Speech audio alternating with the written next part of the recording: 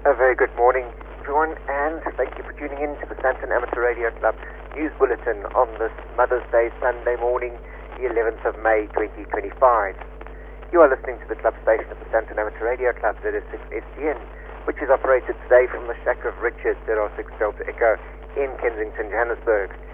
This club bulletin is broadcast every Sunday at 8:45 local time on the following frequencies: 145 700 MHz FM in the 2-meter band, 7115 MHz lower side band in the 40-meter band, by a relay from the Shack of Noel, I think it is today, ZR6 X-ray, as well as also on Echolink ZS6STN-R, as well as also the ZA net repeaters.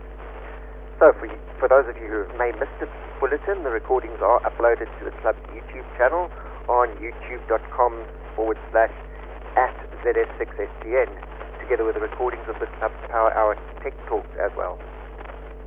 If you're out there listening to this morning's bulletin, please call in after the news.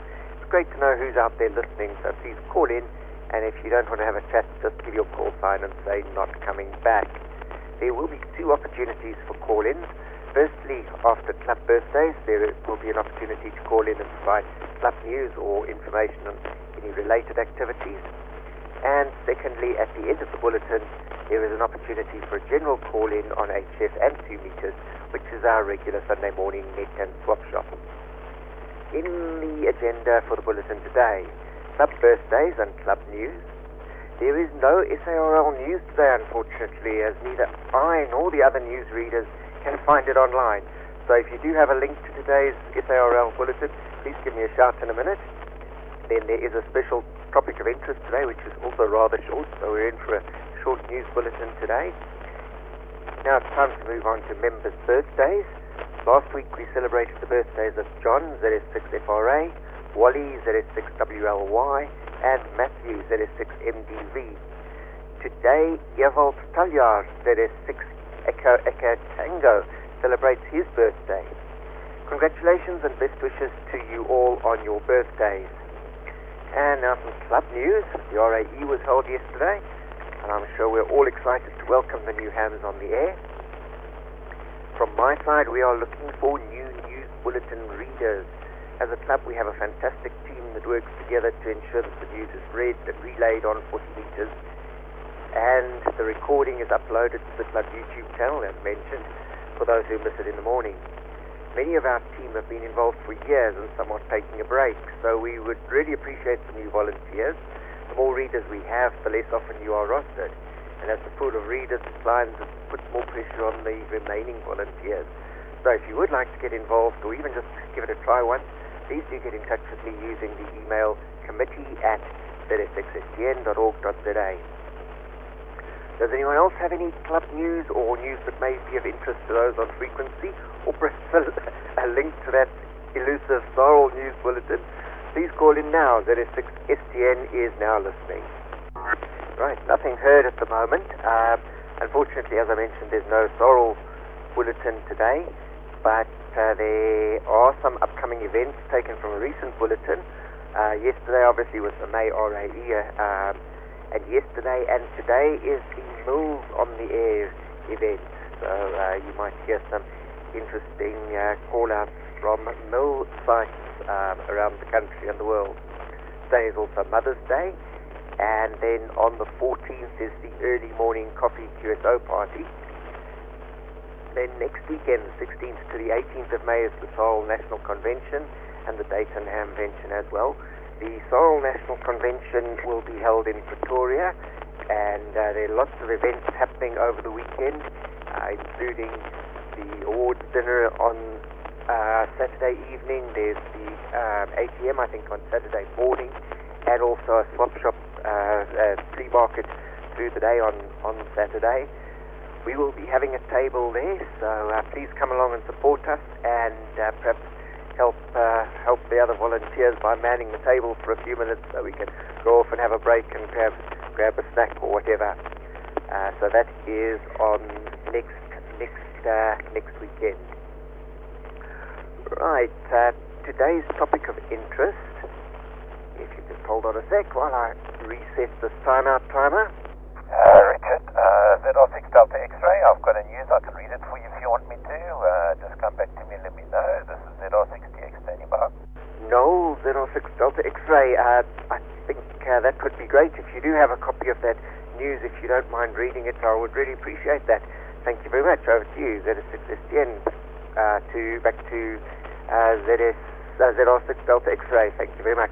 There we go, Richard. No problem at all. Good morning to all on here this morning. And I just seem to find that those seem to have shifted a few things around on the website, it sounds like. But this is the news that I've got now for the South African Radio League news for Sunday, 11th of May, 2025. So, in the news today, arrangements for the 2025 SRL National Convention, information about the SRL website, and the Centennial Gleisberg cycle will impact next solar cycle. Stay tuned for more information on these and other interesting news items. We start this bulletin with news of silent TV. It is with deep regret that we announce the key of Johan de Bruin ZS6JHB went silent on Friday the 8th of May 2025. Johan was a member of the editing team in the SRL News Bulletins, and he was also well known in the motor rally community as a radio marshal and organizer of the radio support. We extend our sincere condolences to his family and friends. You are listening to the news bulletin of the South African Radio League. The news team wishes all mothers a happy Mother's Day. Arrangements for the National Convention. Firstly, the deadlines give until 21 Central African Time this evening, Sunday the 11th of May, to book for the award dinner. The hotel must be informed of the number by tomorrow morning. Then registration and proxies for the AGM. You have until midnight on Wednesday the 14th of May to submit your registration or proxy for the AGM. On Thursday, the documents will be checked to determine if a quorum will be present at the AGM for voting on motions. The registration form and proxy can be found at, a little bit long here, but https://mysarl.org.za/AGM-2025/. Where you can also get the convention booklet. Here you can also see who is exhibiting and who is participating in the flea market. There will be no registration on Saturday morning before the AGM starts.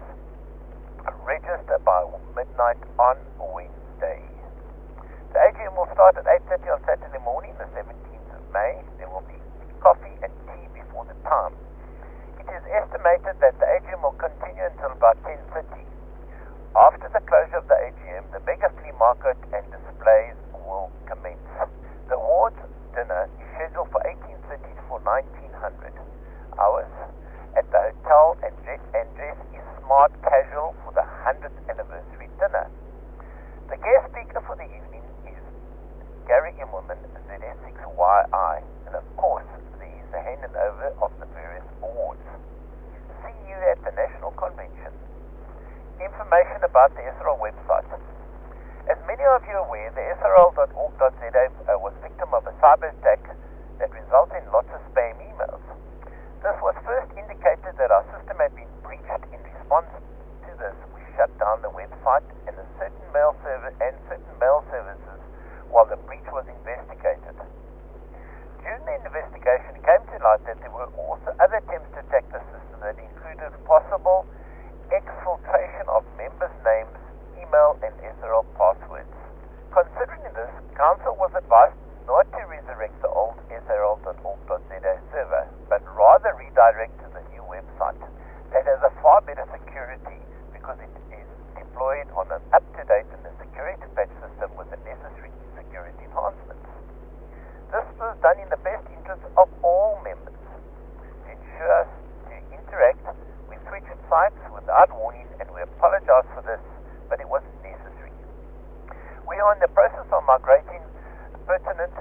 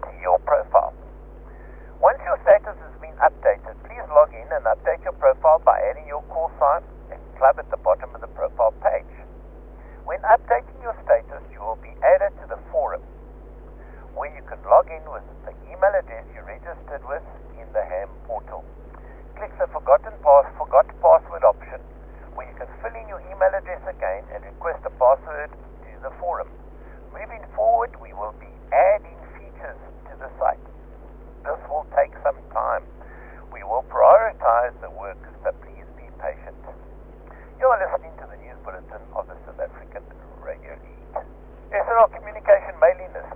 The SRL Secretary is busy setting up a mailing list on groups.io for the distribution of the weekly SRL news bulletins as well as SRL Communications Council to members. You will receive an invitation from groups.io to join this mailing list. Please accept the invitation and join the distribution list. SRL News will then be delivered to your inbox. The Centennial Glassberg cycle will impact the next solar cycle. The next few solar cycles could be even more intense, the result of a little-known phenomenon called the Centennial Glassberg cycle. Most radio amateurs are most likely familiar with the 11-year cycle, but for many, the Centennial cycle is a relatively unknown phenomena. The Glassberg cycle is a slower modulation which suppresses sunspot numbers every 80 to 100 years. For the past 15 years, the sun has been near a low point in this cycle, but this is about to change. New research published in the journal Space Weather suggests that Glassberg cycle is waking up again. If this is true, solar cycles for the next 50 years become increasingly intense. We have been looking at protons in the South Atlantic anomaly, explained the paper's lead author Calvin Adams, an astrophysicist student at the University of Colorado. There are particles from the sun that come unusually close to Earth because our planet's magnetic shield is weak over the South Atlantic Ocean. The South Atlantic anomaly is a weak spot in the Earth's magnetic field where particles from the sun come relatively close to Earth. It turns out that the protons in the South Atlantic anomaly are canary in a coal mine for the Glassberg cycle. When these protons decrease, it means the Glassberg cycle is about to surge. That's exactly what we found, says Adams. The protons are clearly decreasing in measurements we obtained from NOAA Polar Operation Environmental Satellites. Protons in the South Atlantic anomaly are just the latest in a growing body of evidence suggesting that the Glassberg minimum has passed. Current sunspot counts are up. The sun's ultraviolet input has increased, and the overall level of solar activity in solar cycle 25 has exceeded forecasts. It all adds up to upswing of the 100-year cycle. It also means that Joan Feynman was right before he passed away in 2020. The pioneering solar physicist was a leading researcher of the Glassberg cycle, and she firmly believed that the centennial oscillation was responsible for the remarkable weakness of solar cycle 2024, which was between 2012 and 2013. In a seminal paper published in 2014, she argued that the minimum of the Glassberg cycle fell almost squarely on top of cycle 24, making it the weakest cycle in 100 years. The tide was about to.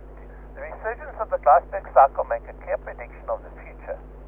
Solar cycles 26 through 28 should be progressively intense. Solar cycle 26 peaking in 2036 would be stronger than the current cycle 25 and so on. The projected maximum of the Glassberg cycle is around 2055.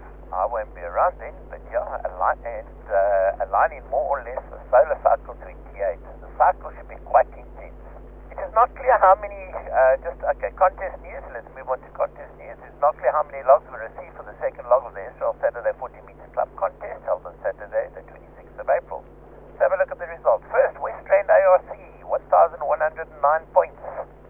Second, the Northern Cape Amateur Radio Club, 384 points. Third, Sandton ARC, 255 points. So well done, the Sandton Club. Individual results. Gerard, ZS3 Tango Golf, 162 points. Second, Dani, ZS6 Delta Papa Sierra, 138 points. And then third, Quiver, ZS6 BOS, 137 points. Okay, the last there is just a propagation report. Hannes Kutsia, ZS6 BZP, reports its solar activity